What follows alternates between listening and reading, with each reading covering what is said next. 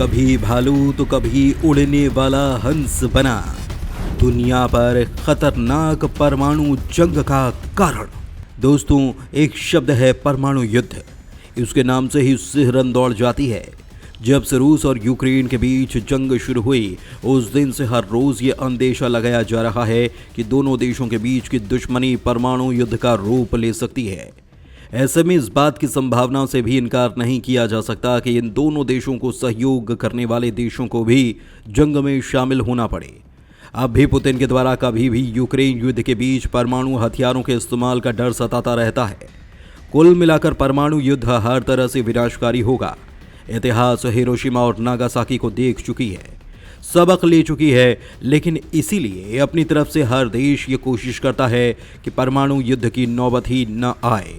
पर जिस इतिहास ने एक परमाणु हमला देखा है, उसी के पन्ने में कम से कम 22 ऐसे मौके आए जब बहुत छोटी सी बात के लिए दोनों देशों के बीच जंग होने वाली थी। और जंग भी ऐसी वैसी नहीं, बल्कि धमकी दी गई परमाणु युद्ध की। कई बार काले भालू तो कभी हंसों के कारण परमाणु युद्ध के हालात बने। इस वीडियो में हम आपको ऐसे ही कुछ खास हादसों के बारे में बताने जा रहे हैं, तो वीडियो को बिना स्किप किए आखिर तक जरूर देखिए। जब भालू के उत्पात से आई परमाणु हमले की नौबत। जी हां, अक्टूबर 1962 में दुलूथ सेक्टर डायरेक्शन सेंटर की एक गार्ड ने सेंटर की बाड़ पर चढ़ने का प्रयास करते हुए एक छायादार आकृति को देखा और गोली चला दी। निष्कर्ष ये निकला कि शायद सोवियत संघ का कोई जासूस ये हरकत कर रहा था। ये भी मान लिया गया कि सोवियत संघ और क्यूबा का संयुक्त मिसाइल हमला हो सकता है। इस बीच इलाके के सभी हवाई अड्डों पर अलार्म बज उठे। पास के वोल्क फील्ड एयरबेस के हवाई अड्डे पर किसी ने गलत बटन दबा दिया। इसके चलते स्टैंडर्ड सिक्योरिटी वार्निंग की जगह पायलट्स को आपातकालीन सायरन की आवाज सुनाई देने लगी, मानो उन्हें युद्ध के लिए तैयार होने को कहा जा रहा हो। सेना ने परमाणु हथियार भी तैयार कर लिए। पायलट उड़ान भरने ही वाले थे। सोवियत संघ और अमेरिका के बीच जंग शुरू होने ही वाली थी कि तभी बेस कमांडर को कुछ पता चला और उसने पायलट्स को उड़ान भरने से रोकने के लिए रनवे पर ट्रक दौड़ा दिया। असल में कमांडर को पता चला कि उसने जिस आकृति को सीमा पार करते हुए देखा था, वो कोई इंसान नहीं बल्कि काला भालू था। इस घटना को बाद में व्यंग के तौर पर लिया गया, लेकिन अगर यह गलतफहमी दूर न होती तो दोनों देशों के बीच परमाणु युद्ध होना तय था। दुनिया पर 22 बार टला परमाणु युद्ध। माना जाता है कि दुनिया भर के देशों के पास 14,000 परमाणु हथियार मौजूद हैं। शायद ये संख्या ज्यादा हो सकती है, पर यह हथियार पूरी मानव प्रजाति को खत्म कर देने के लिए काफी हैं, बल्कि ज्यादा ही हैं। इसलिए कभी किसी नेता की तरफ से जानबूझकर परमाणु जंग शुरू करने की बात नहीं कही गई। हालांकि जंग शुरू करने के बहाने लगातार तलाशी जाते रहे। इतिहास में 22 ऐसे मौके आए जो परमाणु जंग हो सकती थी, लेकिन वो टल गई। 1958 में तो एक विमान जो परमाणु बम ले जा रहा था, उसमें से एक छोटा सा बम घर की छत पर गिर गया। हालांकि इस घटना में कोई हताहत नहीं हुआ, पर मकान मालिक की सारी मुर्गियां हादसे में खत्म हो गईं।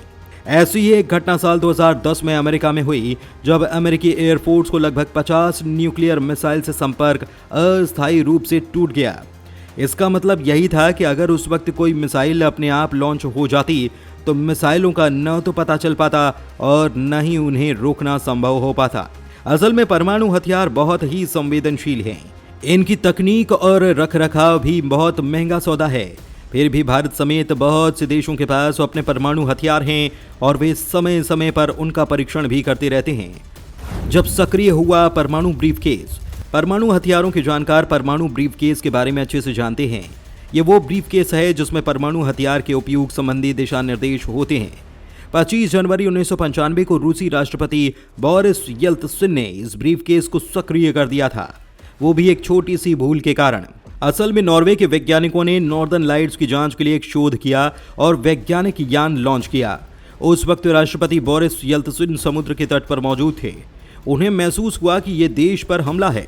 वे आसमान में जाते हुए रॉकेट को देख रहे थे और साथ में अपने साथियों से चर्चा कर रहे थे कि क्या हमें जवाबी हमले के लिए तैयार रहना चाहिए। उन्होंने अपने परमाणु ब्रीफकेस को सक्रिय कर दिया, लेकिन उसके पहले ही वो रॉकेट समुद्र में जा गिरा। बाद में जांच हुई और पता चला कि एक वैज्ञानिक शोध था। नॉर्वे के अधिकारियों ने बताया कि इस रॉकेट लॉन्च के बारे में 1 महीने पहले ही सार्वजनिक घोषणा कर दी गई थी, लेकिन फिर भी इस छोटी सी घटना पर इतना बड़ा हंगामा हो गया। विशेषज्ञ बताते हैं कि चाहे गलतफहमी ही क्यों न हो या फिर कोई जानबूझकर करे, पर अगर किसी राष्ट्रपति ने अलार्म पर रिएक्ट कर दिया तो इसका मतलब यही कि उन्होंने परमाणु युद्ध शुरू कर दिया। इसके बाद मिसाइल को न तो वापस बुलाया जा सकता है और न ही उसे नष्ट किया जा सकता है।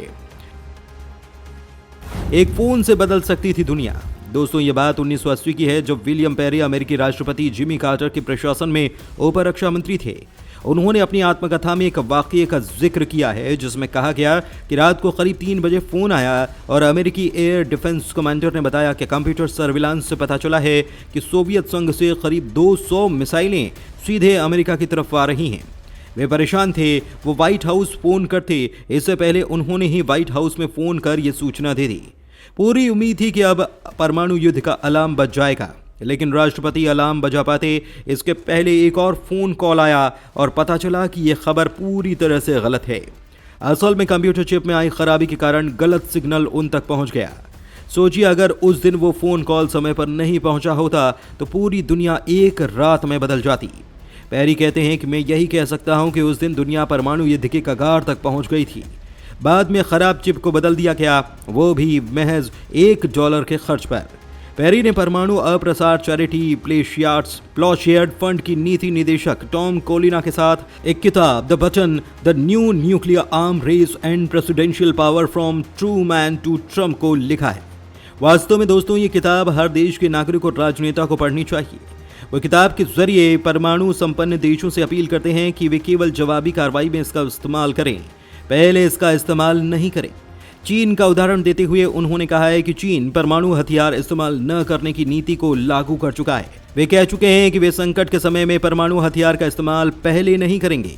इसके लिए देश ने परमाणु हथियारों को मिसाइल आपूर्ति व्यवस्था से अलग रखा है, यानी कि अगर चीन परमाणु हमला करता है तो पहले उसे हथियार और मिसाइलों को एक साथ लाना होगा। जाहिर है, जंग के दौरान सैटेलाइट सक्रिय रहते हैं और कोई भी इस बात को नोटिस कर सकता है।